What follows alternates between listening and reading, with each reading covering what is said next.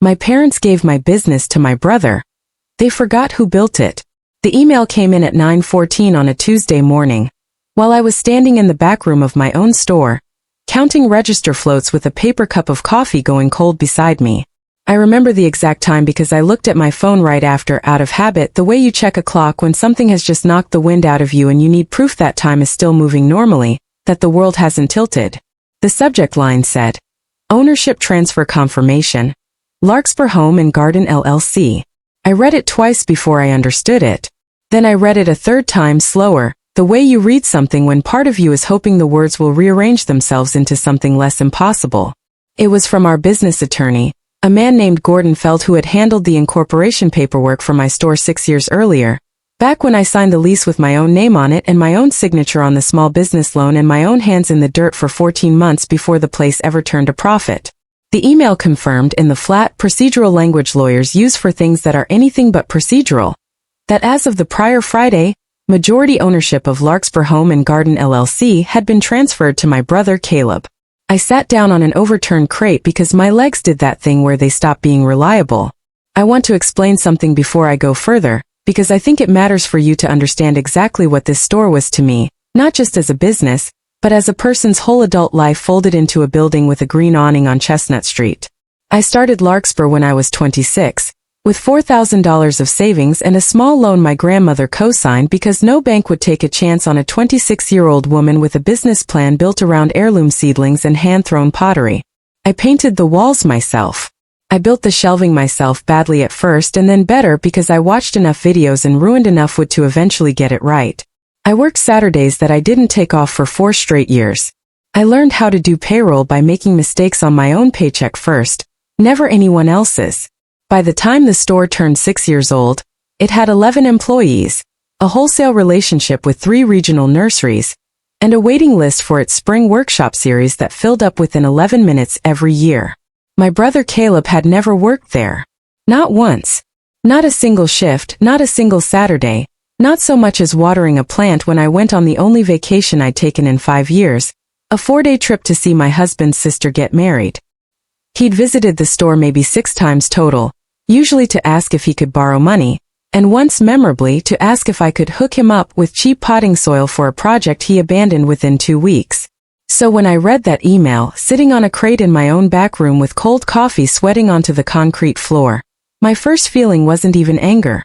It was confusion so complete it felt almost peaceful, the way shock sometimes borrows the shape of calm before the real feeling arrives. I called Gordon immediately.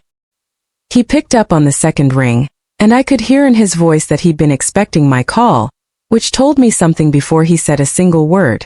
I need you to explain this to me, I said, because I did not transfer ownership of my business to anyone. There was a pause, the kind lawyers use when they're deciding how much they're allowed to say. Your parents came in with paperwork 2 weeks ago, he said finally. Signed documentation. Power of attorney, dated from 3 years back, that names your father as having authority over the LLC's major decisions, in the event of your incapacitation or written consent. I never gave my father power of attorney over my business. There's a signature, Gordon said carefully. I'm not saying it's valid. I'm saying there's a signature, and it's dated, and it was notarized. I processed it because it came through with what looked like proper documentation, and your parents told me you were aware, and had agreed to the arrangement given some health concerns you'd had. Health concerns. I hadn't had a single health concern in my life beyond a sinus infection 2 winters ago. I sat there with the phone against my ear and I felt something shift in my chest, a small mechanical click, like a lock disengaging. Not rage yet. Rage would come. This was something quieter and colder. The feeling of understanding that the ground you've been standing on was never as solid as you believed, and that people you trusted had been digging underneath you for who knows how long. Send me everything, I told Gordon. Every document. I want copies of all of it. I hung up and sat there for a long time before I went back out onto the floor, because I needed my face to look normal before I saw my employees again. I had a business to run even though apparently it wasn't mine anymore. That night I didn't tell my husband right away. I know that sounds strange considering how close we are, but I think some part of me needed to hold the information alone for a few hours, the way you hold a burn under cold water before you let anyone else look at it. I sat in the car in our driveway for 20 minutes after I got home, engine off, watching the porch light flicker the way it had been flickering for weeks because I kept meaning to replace the bulb and never got around to it, too busy running a store that apparently now belonged to someone who had never spent a single day building it. When I finally told Marcus, he went very still in the way he does when he's trying not to say the first thing that comes to his mind. He's better at that than I am. He asked good questions instead of yelling, which is the version of him I married. What documents? What dates? What had Gordon actually said? He got a legal pad and started writing things down because that's how his brain organizes chaos, and I sat across from him at our kitchen table and felt, for the first time since 9:14 that morning, like maybe I wasn't losing my mind. We need to see your parents, he said. But not yet. Not until we understand what actually happened. He was right, though it took everything in me not to drive straight to my parents' house that night and demand answers in their driveway at 11 o'clock. But I've learned something about my family over 32 years, which is that confronting them without proof gets you nothing but a rewritten version of events where you become the unstable one, the ungrateful one, the one who's always made things difficult. I needed proof before I said a single word to either of them. I needed to understand the shape of what had happened before I could stand inside it and point at the pieces. The next morning I drove to Gordon's office instead of opening the store. My assistant manager Priya has run things without me before, and she didn't ask questions when I texted her that I had a family emergency, though I suspect she could hear something in the wording, because Priya has known me for 4 years and has a way of noticing when my sentences get too careful. Gordon's office smelled like the same burnt coffee it always did, and he had a manila folder waiting for me on his desk, thicker than I expected. He slid it toward me without much preamble, and I think he felt guilty, in the low-grade professional way lawyers feel guilty when they've been technically correct but morally uneasy. I want to say for the record, he said, that once your father presented documentation, I had an obligation to process it. But I flagged some concerns internally before I did, which you'll see in my notes. I should have called you directly. That's on me. I opened the folder. The first document was the power of attorney, dated 3 years earlier, with a signature at the bottom that was almost my signature. Almost. If you didn't know my handwriting the way I know my own handwriting, you might not catch it. But I have signed my name onto lease agreements and loan documents and vendor contracts probably 4,000 times in the last 6 years, and I know exactly how the tail of my Y curves, exactly how my C never quite closes. This signature's Y was too straight. Too careful. Like someone practicing. Underneath that was a second document, a transfer of LLC membership interest, dated the previous Friday, also carrying my signature. This one was worse. This one was dated a day I remembered specifically, because it was the day of my daughter's kindergarten spring concert, and I had photos on my phone with timestamps proving I was sitting in a cafeteria auditorium at 2:40 in the afternoon watching 6-year-olds sing about a caterpillar, while this document claimed I was somewhere signing away my business at 2:15. I felt something settle in me then, a strange calm clarity, the kind that comes right before you understand you are no longer confused, you are simply angry, and anger, unlike confusion, is something you can actually use. I have proof I wasn't even in a position to sign this, I told Gordon, showing him the photo on my phone, the timestamp glowing under the image of my daughter in a paper caterpillar costume. I was 40 minutes away. Gordon's jaw tightened. That's significant, he said. That's very significant. I left his office with copies of everything, and I drove not home, not to the store, but to my grandmother's house, because if there was one person in my family who might tell me the truth without performing a version of it first, it was her. My grandmother, Ruth, was 81 and sharp in a way that unsettled people who preferred her to be soft and forgetful. She was the one who'd co-signed my first loan. She was the one who used to sit in the store on slow Tuesday afternoons doing crossword puzzles at the register while I unpacked shipments, telling me stories about her own mother's dress shop from decades ago, the one that had burned down in a fire nobody ever fully explained. She let me in and took one look at my face and said, "Sit down before you fall down," which is the kind of thing she says instead of asking if you're okay. I told her everything. The email, the documents, the signature that wasn't mine, the timestamp on the concert photo. She listened without interrupting, which from her was its own kind of tell, because Ruth interrupts everyone out of love, out of impatience, out of 81 years of having opinions and very little time left to withhold them. When I finished, she was quiet for a long moment, looking down at her hands, and I watched something pass over her face that looked almost like guilt. "There's something you should know," she said finally. "And I should have told you a long time ago, but I kept hoping I was wrong, or that it wouldn't matter, and I see now that hoping was its own kind of failure." She got up slowly and went to a drawer in her hallway credenza, the one where she kept old photographs and expired coupons and apparently things far heavier than either. She pulled out a small wooden box and set it on the table between us. "Your father has been unhappy about the store since the day you opened it," she said.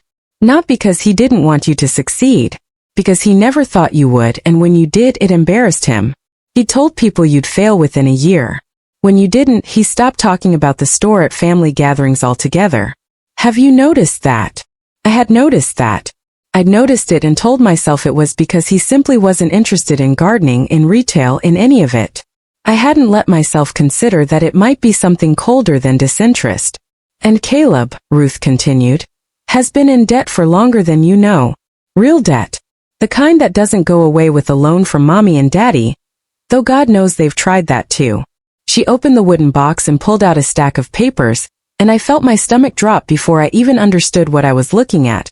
The way your body sometimes knows before your mind catches up. They were bank statements. My grandmother's own statements going back nearly 2 years, with several withdrawals circled in red pen, amounts ranging from $800 to $4,000, made out to Caleb in the memo line. "Your father asked me for these transfers," she said. "Told me Caleb needed help with rent, with a car repair, with this and that. I gave it because I'm an old woman who still believes, foolishly, that family helps family. But 6 months ago I asked your father directly what Caleb actually needed the money for, because the amounts kept growing and I wanted to know where it was really going." She slid one more paper across the table. It was a printed email chain, one she'd apparently asked my father to forward her after that conversation, proof he claimed would explain everything. It was between my father and a business consultant, someone named Reyes, dated 14 months earlier. The subject line read, "Business restructuring options, Larkspur Home and Garden." I read the thread standing up because sitting suddenly felt impossible. My father had been quietly consulting with a business restructuring specialist over a year before that email from Gordon ever landed in my inbox. He'd been asking, in cold and businesslike language completely unlike the way he ever spoke to me, about the legal mechanisms by which ownership of an LLC could be transferred using an existing power of attorney, and whether a notarized document from years prior could be applied retroactively to cover a transfer executed without the original owner's present-day knowledge. There it was. Not a mistake. Not a misunderstanding. A plan. I sat there in my grandmother's kitchen with the late afternoon light slanting gold across the table, and I felt the particular specific grief of realizing that the people who were supposed to protect you had instead been quietly building the tools to take something from you, for over a year, while sitting across from you at Sunday dinners asking how the store was doing in a voice that I now understood had never once been curious. "Why didn't you tell me sooner?" I asked Ruth, and it came out softer than I meant it to because I wasn't angry at her. I understood, in the way you understand things about people you love who are also frightened and old and caught between generations, that she'd been trying to protect the whole fragile structure of the family for as long as she could hold it together. "Because I hoped he wouldn't actually do it," she said. "I've been wrong about your father before. I was wrong about him for most of his childhood, thinking he'd grow out of needing to be better than people instead of simply good. I'm sorry, Nora. I should have called you the day he sent that email." Before I left her house, Ruth held my hand at the door for a long moment, the way she used to when I was small and afraid of thunderstorms, and she said something I didn't fully understand until much later. "Don't let this turn you into someone who fights loud," she said. "Fight the way you built that store. Brick by brick. Nobody argues with a wall once it's finished." I took the box home with me, every paper in it, and in the weeks that followed, I became something I don't think anyone in my family expected me to become, which was quiet. There's a particular kind of exhaustion that comes from smiling at customers all day while carrying a secret that heavy. I remember ringing up a woman buying 6 tomato starts and a bag of composted soil, listening to her talk about her son's garden project for school, nodding and asking the right follow-up questions, while somewhere underneath my ribs a voice kept repeating the word "she's had her turn," over and over, like a stone caught in a shoe. Priya noticed something was different about 3 weeks in. "She's sharp that way," She found me in the back room one afternoon, reorganizing a shelf of seed packets that didn't need reorganizing, and she just stood in the doorway and said, "You don't have to tell me what it is. But you don't have to pretend it isn't something either." I didn't tell her everything. Not yet. But I told her enough, that there was a family situation involving the store's paperwork, that I was working with a lawyer, that I needed her to keep things running steady without asking too many questions for a little while. She didn't ask a single one after that. She just started covering more of the opening shifts without being asked, the kind of quiet loyalty that, I realized later, meant more to me in that stretch of weeks than almost anything else, because it was loyalty that came without an agenda attached to it, which was not something I could say about my own family at that point. I didn't call my parents. I didn't confront Caleb.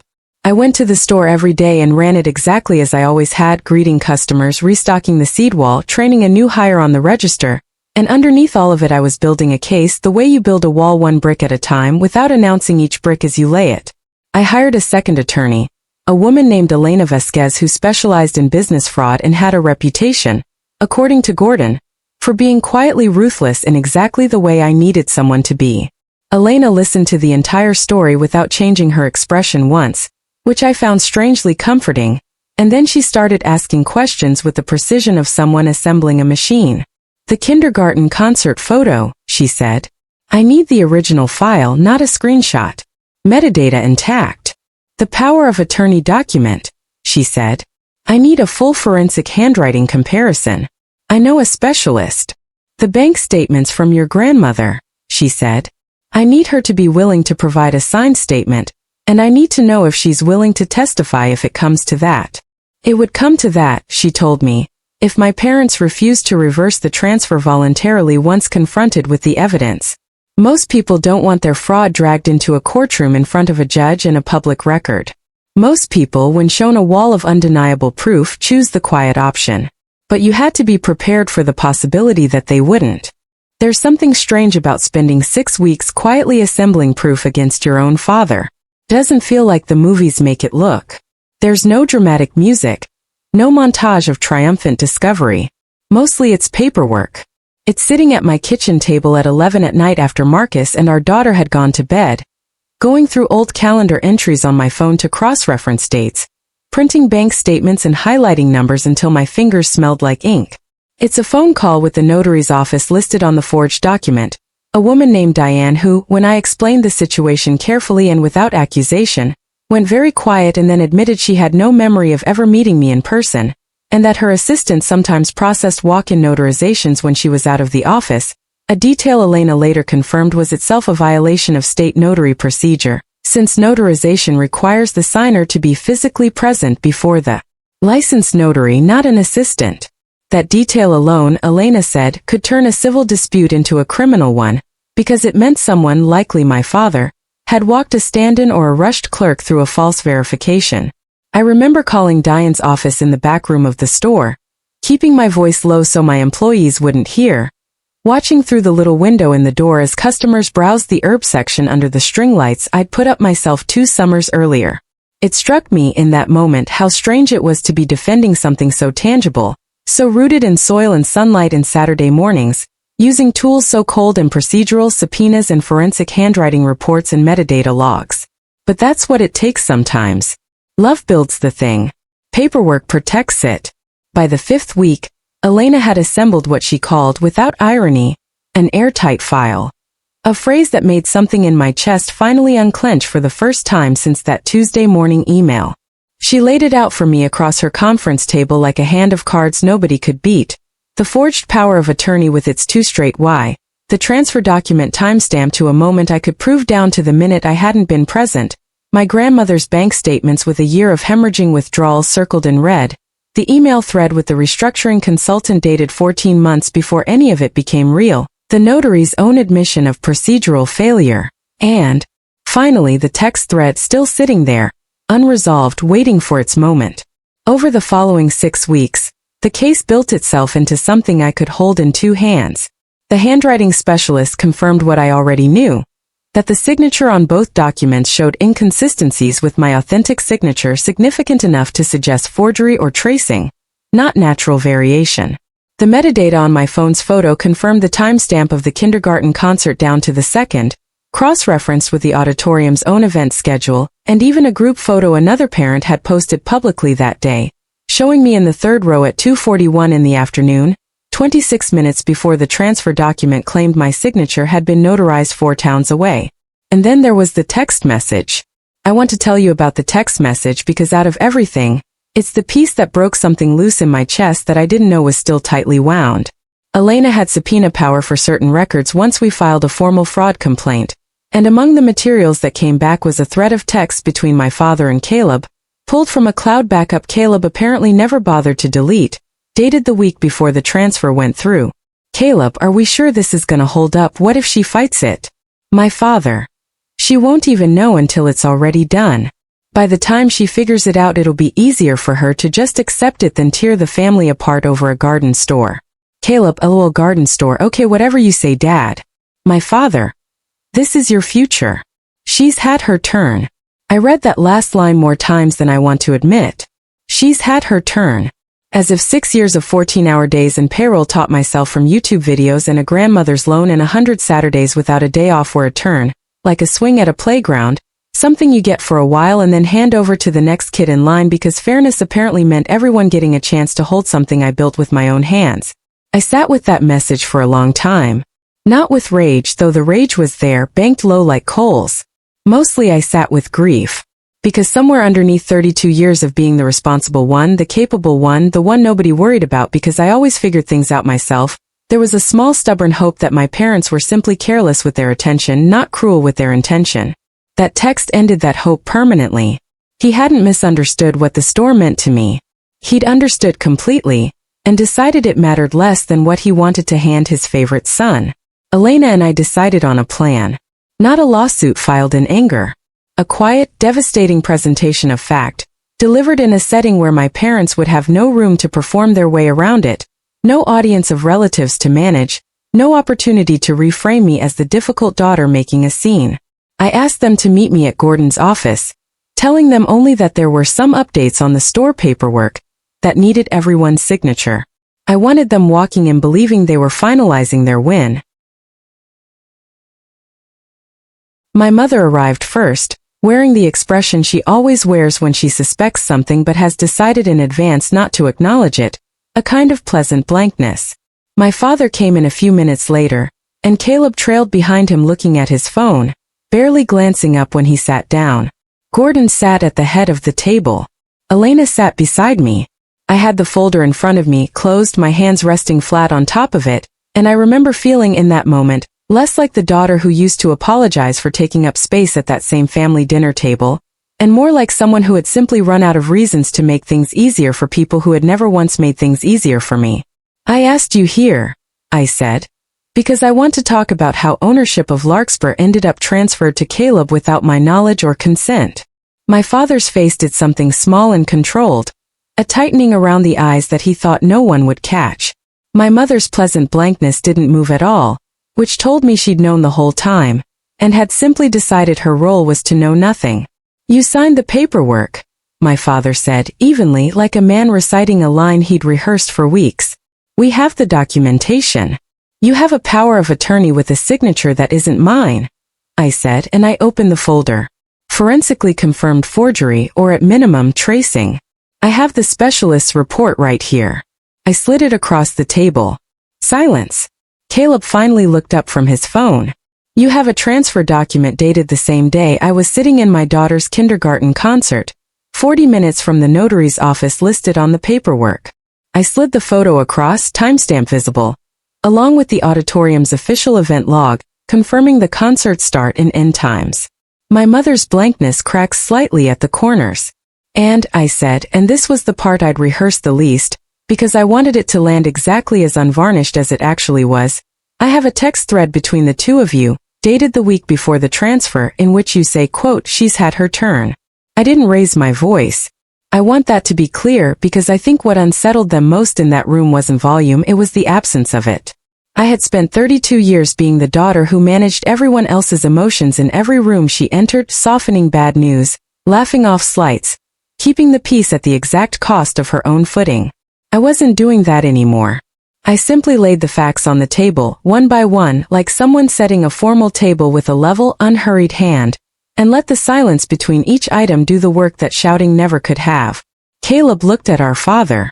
"You told me she knew," he said, and for the first time in the whole meeting, he sounded genuinely rattled. "You said she agreed to it because of the... You said there were health concerns." "There were no health concerns," I said. "There has never been a single health concern." "That was a lie," he told a notary, told Gordon's office, and apparently told you, to make an unforgivable thing feel like a favor. My father's composure finally slipped, not into an apology, but into something closer to a cornered man reaching for whatever argument might still work. "You have always made more money than your brother needed you to make," he said. "You never once offered to help him. Not with the bar he tried to open, not with the truck he needed for the moving business. What was I supposed to do? Watch him drown while you sat there with your little store doing fine?" "My little store," I said, "that I built from $4,000 and a loan grandma co-signed because you told me I'd fail within a year. My little store that supports 11 employees. My little store that you have never once in 6 years asked a single genuine question about, because it embarrassed you that I succeeded at something you predicted would fail." Silence again. My mother had gone very still, staring at the forged document like it might rearrange itself if she looked hard enough. "I'm not here to yell," I said, and I meant it, because the calm wasn't a performance anymore, it had become simply true. "I'm here because Elena has prepared a formal fraud complaint that's ready to file with the district attorney's office, along with a civil suit to reverse the transfer and recover damages. I don't want to file it. I would rather this be resolved quietly within the family, because despite everything, some part of me still doesn't want to watch my father face criminal charges for forgery. I let that sit in the room for a moment. But I need the transfer reversed in writing, notarized properly this time by the end of this week. And I need both of you." I looked at my father, then my mother, "to understand that this is the last time either of you will have any authority, legal or otherwise, over anything I've built. If either of you ever attempt something like this again, the complaint gets filed the same day, no warning, no second meeting like this one." My father opened his mouth and I watched him consider for one long moment whether to fight, whether to try the old tools that had worked on me for 3 decades, the guilt, the reframing, the quiet implication that I was the one being unreasonable. I watched him look at Elena's face, and at the folder of forensic evidence between us, and I watched him understand, maybe for the first time in his life, that those tools weren't going to work this time, because I hadn't come into that room to negotiate. I'd come to deliver an outcome that had already been decided the moment I read an email at 9:14 on a Tuesday morning. "Fine," he said, and the word came out smaller than any word I'd ever heard him say. Caleb didn't say much else that day. I think some part of him had genuinely believed the version our father sold him, that this was simply how families worked, that resources moved toward whoever needed them most urgently regardless of who had built them. I don't think Caleb ever fully reckoned with what he'd been prepared to accept. A business he never once helped build, handed to him through forged paperwork while his sister sat in an auditorium watching her daughter sing about a caterpillar. The transfer was reversed within 4 days. Gordon processed it personally, and this time he called me to confirm every detail himself before filing anything twice. I want to tell you that the family healed in some neat way after that, because that's the version of the story that would feel satisfying to end on, but that isn't what happened, and I promised myself I'd tell this honestly. My mother sent one email a few weeks later, an apology that managed to apologize for nothing specific, full of phrases like misunderstandings and family being complicated, and I didn't respond to it because I've learned that some silences say more than any reply could. My father and I speak maybe twice a year now. At holidays neither of us can avoid without upsetting my grandmother, and the conversations are short and careful, 2 people circling a hole in the floor that both of us know is there and neither of us mentions. Caleb, strangely, is the one who reached out most sincerely. He came into the store on a slow Wednesday about 2 months later, sat down at the little cafe table by the window where we sell coffee and scones, and told me without much preamble that he was starting therapy, that he'd started to understand some patterns in how he'd been raised to expect things handed to him instead of building them, and that he was sorry, actually sorry, not the practice kind. I don't know if that relationship will ever be what it might have been in some other life. But I believed him that day, and I let myself believe him because holding on to every grievance forever isn't the same thing as holding on to your own dignity, and I'd already gotten the second one back. My grandmother, Ruth, still comes in on slow Tuesday afternoons to do her crossword at the register. A few weeks after everything settled, she told me something I've held on to since. She said, "The people who love you the way you deserve don't need proof to treat you fairly. Everyone else, you keep the proof just in case. Not because you expect the worst, but because you've learned the worst sometimes wears a familiar face." Larkspur is still mine. It's grown since then. Actually, we opened a second small location 11 months later, and I named the new workshop space after my grandmother, a little sign by the door that says Ruth's Room, where she still sits some Tuesdays pretending to do her crossword, actually just watching me work the way she did from the very beginning, back when nobody else believed a 26-year-old woman with $4,000 and a stubborn streak could build something that would last.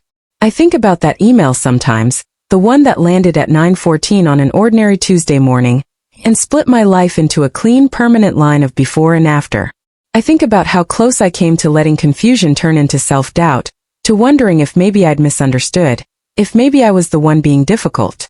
I think about how easily that story could have gone a different way, if I hadn't had a grandmother willing to open an old wooden box, if I hadn't kept a photo with a timestamp I never thought I'd need as evidence, if I'd let anger make my decisions instead of patience.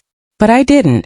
I built a wall of facts one brick at a time, and I laid it down calmly, in a room full of people who had underestimated exactly how quiet a person can be while still refusing, absolutely, to disappear. They forgot who built it. I never did.